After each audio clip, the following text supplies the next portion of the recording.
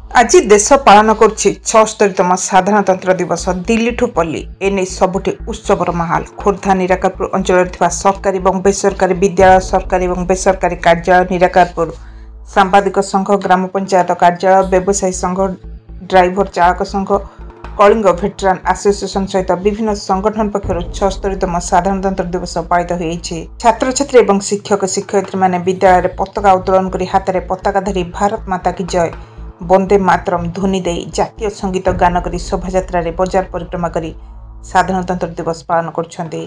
सेहिपरि अभ्यास techno school Padampur आज अति आडंबर सह साधारणतंत्र दिवस पालित होइछि।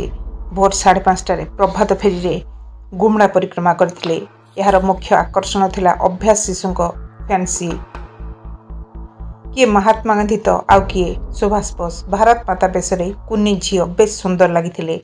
रघुपति राघव गीत सह यह समाप्त कर स्कूल को आसी पताका उत्तोलन आयोजन करा जायथिला। अभ्यास स्कूल सेक्रेटरी लाड़ी तुकाराम, नुकिया बासिनी और प्रिंसिपाल दिव्य देवाशीष दुबे, मैनेजर गायत्री पंडा, भाइस प्रिंसिपाल मनीषा परिछा जोगदे यह कार्यक्रम को आगक बढ़ाई। पताका उत्तोलन सेक्रेटरी लाड़ी तुकाराम द्वारा करा जायथिला। एहा मध्यरे पिलांको 1 वर्ष होइथिबा विभिन्न खेल, नृत्य, संगीत और वक्तृतार प्राइज गुड़िक दि जाइथिला। एहापरे अभ्यास शिक्षक शिक्षयित्री पिलांको आंबेडकर विषय कही पिलांको प्रेरणा देथिले। कविता माध्यम पिलांको शुणाइथिले। गायत्री पंडा, सुभाषिनी मिश्र विभिन्न प्रकार देशात्मबोधक गीत, नाच और ड्रामा पिला माने परिवेशन करथिले। परिशेष रे प्रिंसिपाल दिव्य देवाशीष दुबे धन्यवाद अर्पण करी मिष्टान्न बंटन सह सभा सांग करथिले।